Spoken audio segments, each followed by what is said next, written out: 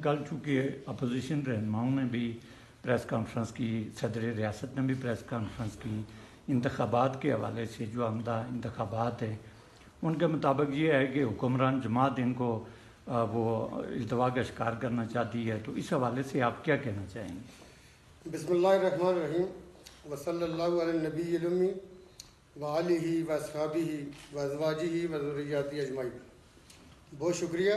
मैं ये समझता हूँ कि पहले दिन से हमारा मौक़िफ़ आज़ाद कश्मीर में बल्दियाती इलेक्शन के हवाले से बड़ा वाज़ेह और दो टोक।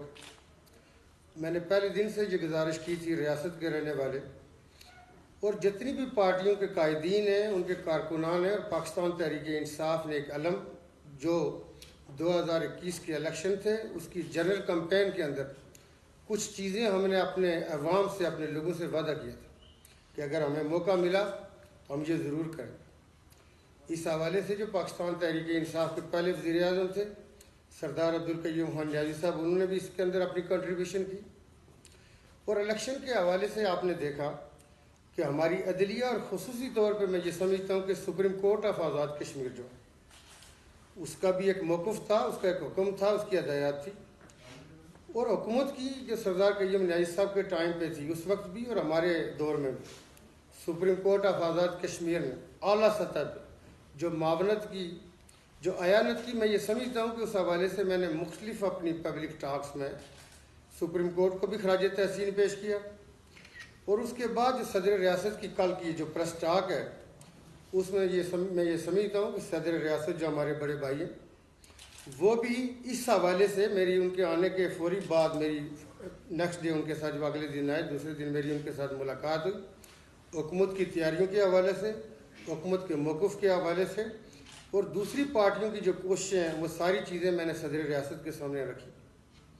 हमने अपने मुख्तलिफ रियासती अमूर के हवाले से सदर को एतमाद में लेना होता है, उनको आगाह करना होता है, वो हमने किया। और कल सदर रियासत का भी आपने मौक़िफ़ देखा कि वही है जो मैं पहले दिन से हमारे जो वज़राए कराम हैं, हमारे मशीरान निज़ाम में हुकूमत के तमाम वो लोग वो एक ही मौक़िफ़ रखते हैं कि बल्दियाती इलेक्शन क्यों ना हो, क्यों इसको इल्तवा का शिकार किया जाए कि 31 साल के बाद भी अगर आज़ाद कश्मीर के रहने वालों को हुकूमती अमूर में आप शामिल नहीं करना चाहते तो फिर आप रियासती अमूर को कैसे चलाना चाहते? पूरे पाकिस्तान में आपने देखा हमारा जो मुल्क है, जनरल मुशर्रफ के दौर में एक लोकल बॉडीज़ का एक नया स्ट्रक्चर मुतारफ़ कराया गया जो वेस्टर्न कंट्रीज़ के अंदर होता है। अमेरिका के अंदर है कि ज़िलाई और तहसील हुकूमतें, डिविजनल हुकूमतें अपने मामला चलाने के लिए अपने रेवेन्यू और एक्सपेंडिचर का खुद तयन करती हैं। और ये जो मॉडल है कि चेयरमैन तहरीक इंसाफ इमरान खान साहब बुनियादी तौर पर इस मॉडल को पसंद करते हैं और उन्होंने ये हर वक्त इसका इरादा किया कि हम इसी मॉडल को लेकर चलें। अगरचे वफाक में हमारी हुकूमत ख़त्म हो गई, अदरवाइज चूँकि पंजाब जो है वो 60% पूरे मुल्क का है, पंजाब के अंदर हम यही मॉडल लेके चले थे कि जो डिवीजनल लेवल पे पंजाब के बाद डिवीजन्स में 5 से 7 अजला भी शामिल होते हैं, लेकिन अगर उसमें 3 या 4 ज़िले भी हैं किसी डिवीजन में तो हमने ये कहा कि हमारा जो मेयर होगा वो लॉर्ड मेयर कहलवाएगा, जो डिवीजनल मेयर होगा, और जो डिस्ट्रिक्ट के अंदर होगा वो मेयर होगा।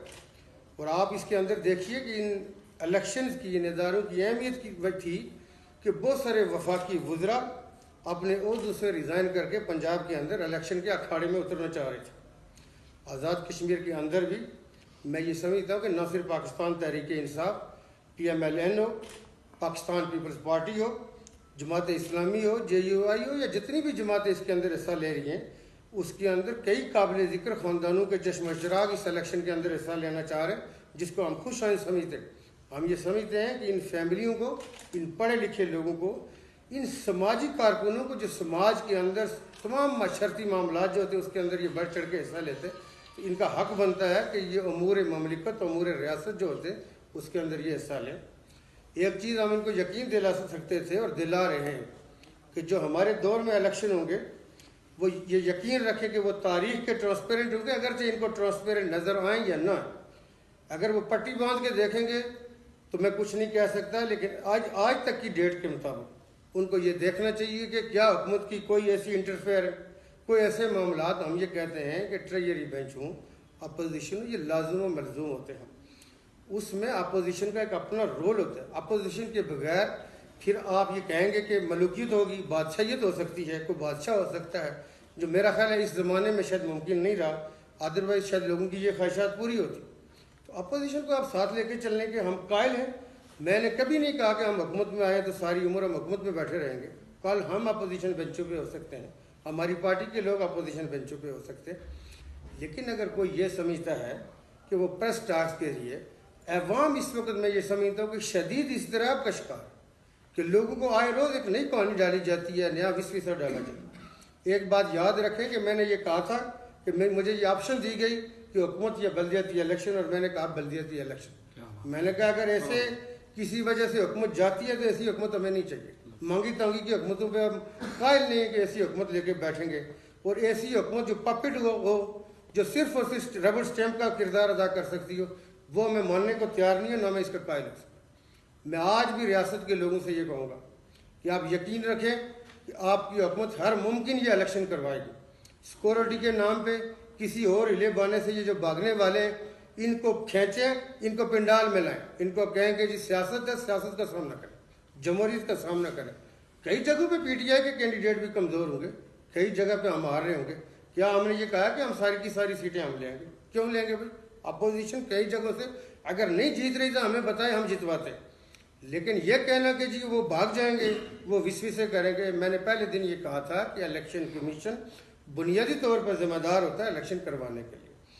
उसके चूँकि यहाँ पे केयर टेकर हुकूमतों का यहाँ पे कॉन्सेप्ट नहीं है, यहाँ पे ऐसी बॉडीज़ का, लोकल बॉडीज़ के लिए तो केयर टेकर होते ही नहीं है। जनरल इलेक्शन में भी आप ये देखें कि आज़ाद कश्मीर के ये जो बड़े बड़े जमहूरी और सियासी में ये समझता हूँ कि कायदीन है कि एक हुकूमत होती है और जो वक्त का वज़ीर आज़म होता है वो आखिरी दिन तक वज़ीर आज़म होता है, और वज़ीर आज़म कुछ न कुछ यकीनी तौर पर किरदार अदा करता होगा अपनी पार्टी के लिए, अपनी हुकूमत के लिए। लेकिन उसके बावजूद आप हुकूमत में, मैदान में, सियासी अखाड़े में उतरते हैं और आप जीतते हैं और आप उस वक्त की हुकूमत को शिकस्त देते हैं। तो मैं ये समझता हूँ कि इस बल्दियाती इलेक्शन के हवाले से हम आपके लिए वो फ़ज़ा कायम कर रहे थे कि आपको ऐसे लगे कि गैर जानबदार हुकूमत है और वो सबको इक्वल अपॉर्चुनिटीज़ दे रही कि आप भी मैदान में आएँ, आप इलेक्शन के अंदर हिस्सा लें। हम किसी के लिए ऐसी कोई मुश्किलात नहीं कर रहे। किसी पार्टी की अगर कानून साज असम्बली में सीटें कम हैं तो वो उसके लिए एक मौका था कि वो बल्दियाती इलेक्शन के ज़रिए इसमें आएँ, अपने लोगों को मुंतखब करें। तो मैं कल की या आए रोज़ की जो स्टेटमेंट है सिक्योरिटी के नाम पे, इलेक्शन कमीशन के साथ जो हुकूमत वक्त है इस वक्त पाकिस्तान तहरीक इंसाफ की आज़ाद कश्मीर के अंदर जो हुकूमत है जिसका मैं वज़ीर आज़म हूँ, मैं आपको 100% पहले दिन से ये कह रहा हूँ। इससे ज़्यादा भी कोई परसेंटेज होती है तो वो आप कंसिडर करें कि इलेक्शन हर हाल में होंगे। किसी सूरत हम इलेक्शन से बैकआउट नहीं होंगे, न किसी को होने देंगे, न मजाक बनने देंगे सियासत को, न मजाक बनने देंगे जमहूरियत को। ये बच्चों का खेल है कि इलेक्शन का सारा ऐलान कर दें, ये सारे जो एक्सपेंडिचर हो गए, ये जो लोगों की तैयारियां हैं, ये सारे को रोल बैक करेंगे। क्यों? इसलिए कि आप मैदान में कमज़ोर हैं। इस कमज़ोरी को भी आप आइंदा के इलेक्शन के लिए अपनी ताकत बना सकते हैं। अगर आपके बंदे कम जीत रहे कोई बात नहीं, ये जमहूरियत है, लोग हरा करते हैं। 2016 की असम्बली में पाकिस्तान तहरीक इंसाफ के सिर्फ 3 मेंबरान थे, उसमें भी तीसरे मेंबर हमारे बाई इलेक्शन के अंदर जीते। बुनियादी तौर पे हमारी 2 सीटें थी और दोनों की दोनों महाजरीन में से थी। हमारे उस वक्त की ज़्यादा सीटें नहीं ले सके थे, लेकिन 2021 के इलेक्शन में पाकिस्तान तहरीक इंसाफ सिंगल मेजॉरिटी के तौर पे अपनी हुकूमत बनाने में कामयाब हुई।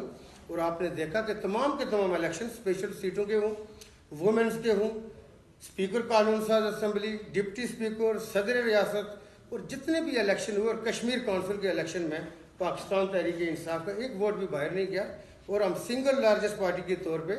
ये अलग बात है कि हमारी पहले हिस्से में मुस्लिम कॉन्फ्रेंस और जम्मू कश्मीर पीपल्स पार्टी के साथ हमारा इत्तेहाद हुआ, लेकिन जब हुकूमत मेरे पास आई तो उस वक्त जम्मू कश्मीर पीपल्स पार्टी हमारे इत्तेहाद से अलग हो गई। लेकिन मुस्लिम कॉन्फ्रेंस उस वक्त भी हमारी इत्तेहादी थी। मुस्लिम कॉन्फ्रेंस कानून साज असम्बली के अफेयर्स और मामलात और जो हुकूमत के मरकजी मामलात है उसमें आज भी हमारी इत्तेहादी है। अगरचे हमारा बल्दियाती इलेक्शन में मुस्लिम कॉन्फ्रेंस के साथ कोई इत्तेहाद नहीं हुआ, लेकिन सियासत के अंदर दरवाजे खुले रहते हैं।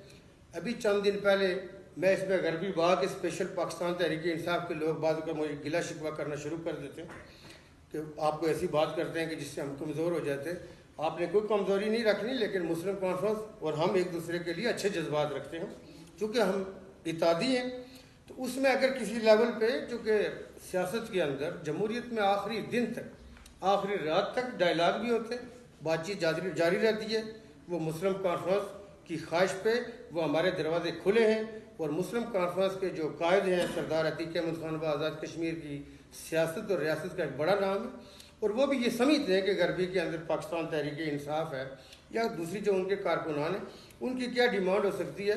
लेकिन उससे हटके भी बाज़ जगहों पे दूसरे अजला में भी मुस्लिम कॉन्फ्रेंस के बाज़ जगहों पे कैंडिडेट्स हैं, लोकल काउंसिल के लिए भी हैं, ज़िले के लिए भी हैं और कल जब यूसी के चेयरमैन मुंतखब होने उस हवाले से भी डायलाग होते हैं। तो मुस्लिम कॉन्फ्रेंस के साथ ये चीज़ कोई सीट एडजस्टमेंट हो सकती है या कैसे हम एक दूसरे की अयानत कर सकते हैं। सीट एडजस्टमेंट नहीं भी है तो कैसे हो सकती है।